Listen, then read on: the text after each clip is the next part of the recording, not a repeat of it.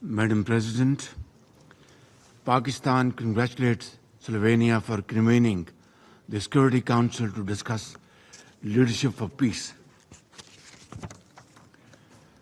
Proliferating wars in the Middle East, Europe and elsewhere, great power tensions and growing poverty are threatening the foundations of the world order. Last Sunday, we approved the Pact for the Future. We must give life to our commitments, else the future will be bleak and dangerous. First, we must compel Israel to halt its genocidal war in Gaza and prevent its attempt to provoke a wider conflict in the Middle East. Bombing in Beirut is most condemnable.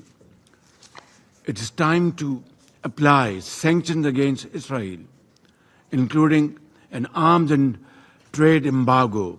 It is time to hold its leadership accountable for its crimes against the Palestinian people.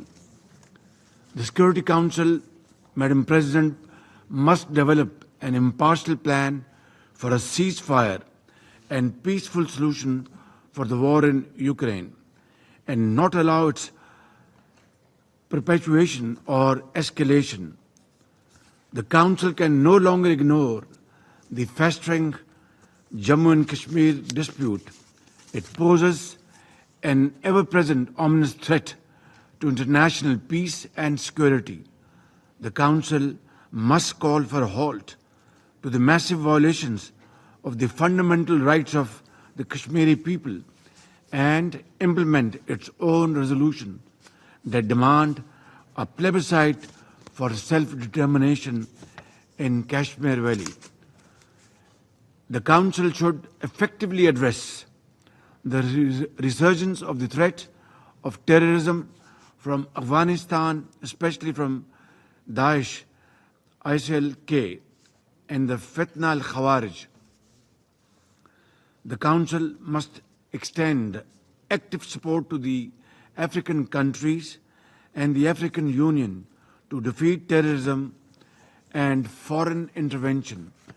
UN peacekeeping must become more robust and effective.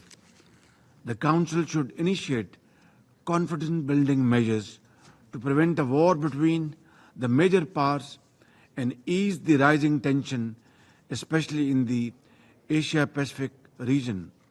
Healthy competition between governments is very healthy and good, but must not take the shape of ugly confrontation. The Council must declare zero tolerance for the illegal use of force and revive global efforts to halt and reverse the new arms race in nuclear and conventional weapons. It must build controls over new weapons and technologies, including artificial intelligence, that are making war more likely and more lethal.